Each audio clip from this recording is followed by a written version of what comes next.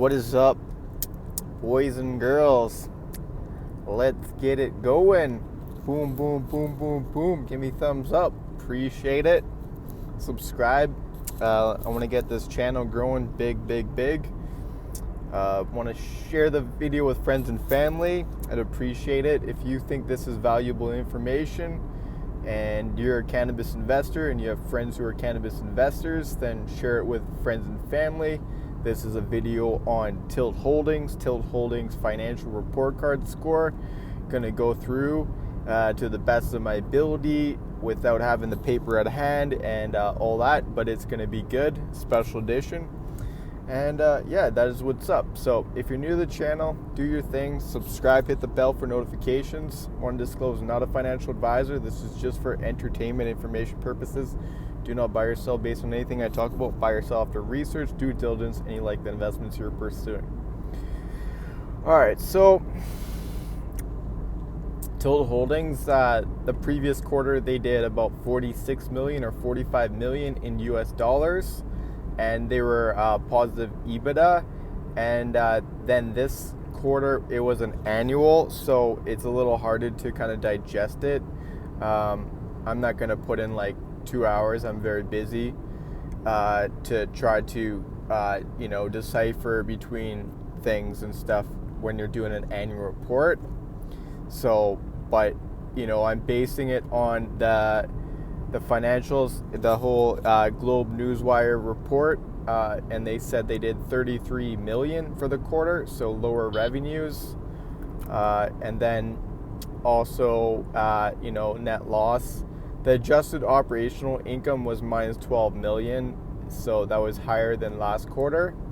So the last quarter was minus 4.7, I believe, in US dollars. So their cash position's lower as well. So I think they raised money, so I'll have to look up that to see what their actual cash position is approximate.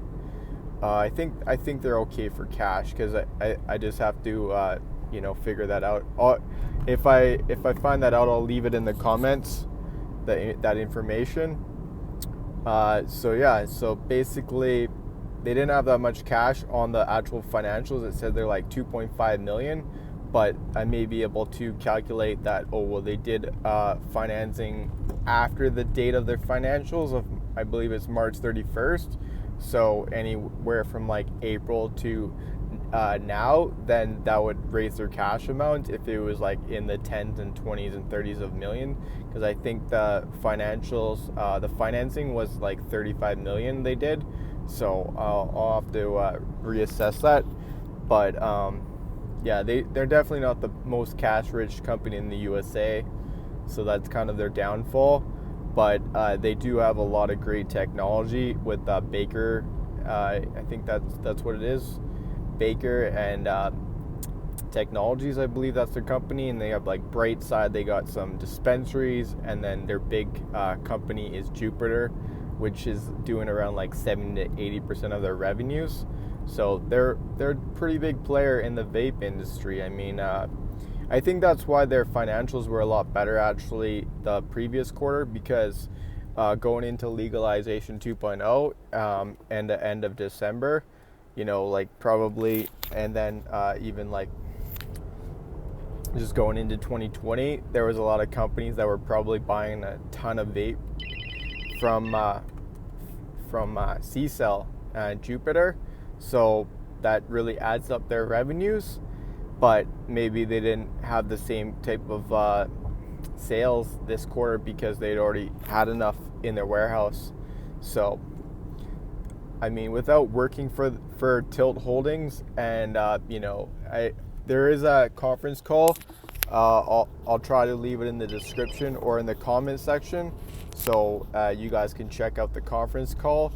So that if you're a Tilt Holdings investor, then that gives you better scope of what's going on. And hey, if you find something interesting if you watch it, let me know, and I'll share it, and I'll acknowledge your information that you put in the time for that. And yeah, so basically that's what's up. Tilt Holdings, a little less stellar I mean, I think their last financials were pretty good. It was in the right direction, and now they're set back. So, I mean, I don't know what they're going to do. I mean, they have all of USA to kind of grow their business. And then in Canada, you know, if Canada gets, you know, a lot more sales at the end of the year, that should really, you know, they'll have a better future, better financials next few quarters. But there's no guarantee. But Ontario does have 450 stores in application.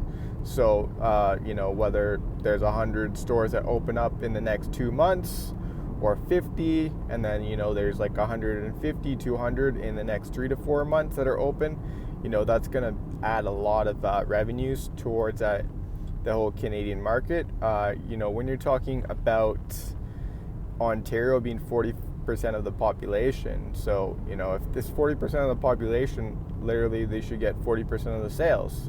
So, you know, if the industry grows to 3 to 4 billion a year, well, 40% of that is, you know, like a 1.2 billion of a 3 billion industry. So, I mean, it wouldn't surprise me if 2020 is a 1.2 billion industry.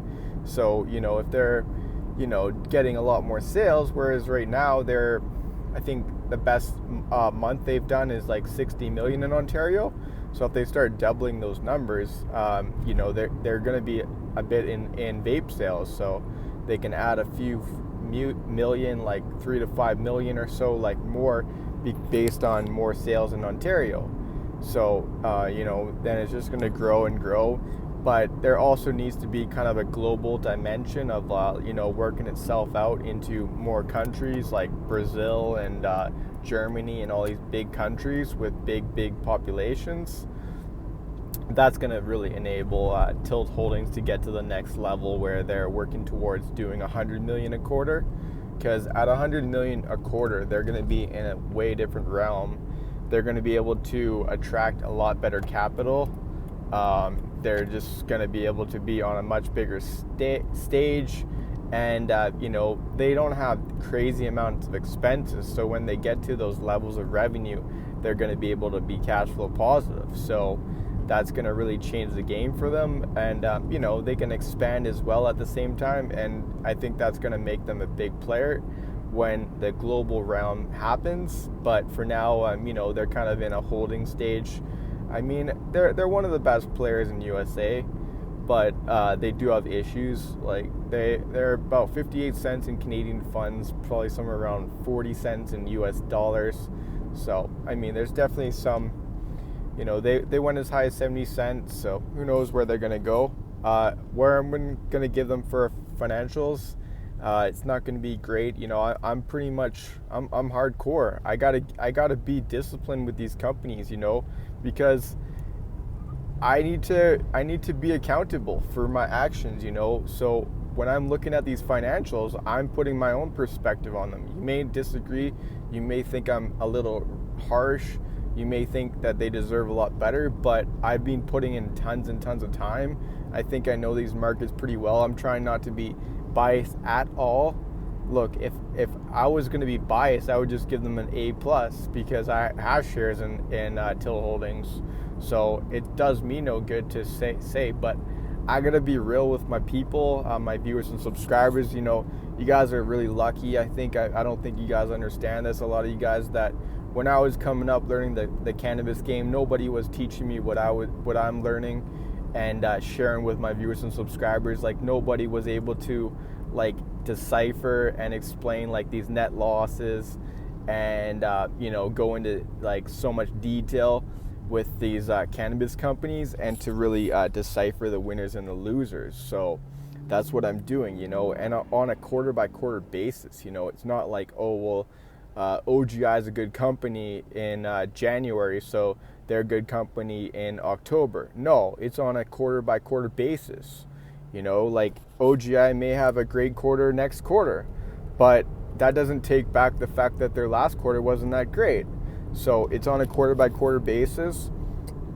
So for Tilt Holdings, to finish this off, I will give them a C.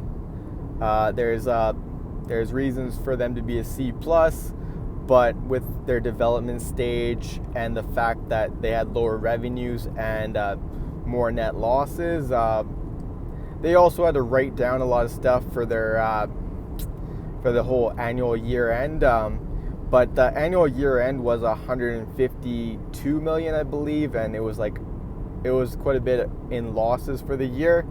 In a growing company, the company's done pretty good. 152 million. There's not too many companies in the whole cannabis space that are doing those numbers, and that's in US dollars. So you're talking about 200 million Canadian. I mean, there's not too many companies that are doing that in cannabis sales. I mean, you got Afria doing 150 million, but 100 of that million is in distribution, so it's not the same game. So anyways, if you haven't hit that like and share the video with friends and family if you find this information valuable, so your friends and your family can be better, more informed investors when you're deciding to invest into certain companies. And give me a like if you haven't hit that like. Boom, boom, boom, boom, boom. Let's get this going to 25 likes. It's got to be 25 likes. I think I deserve 25 likes minimum. I mean, if more people knew about my channel, I should be getting 50, 100 likes, really. I mean, I'm putting out some solid content. I may mistake a word here and there and all that, but I do my best to decipher these financials and information. And, I look into what's selling at the dispensaries. I look into the commodities. I'm doing a bunch of information for you guys. So I'm actually working with one of the great people who's just growing their money super fast. I'm not going to go into details until I learn how to do it exactly like how she's doing it. But I'm on the verge of some great success, and I'll share it when I find my success in this new realm. And so thanks for the support.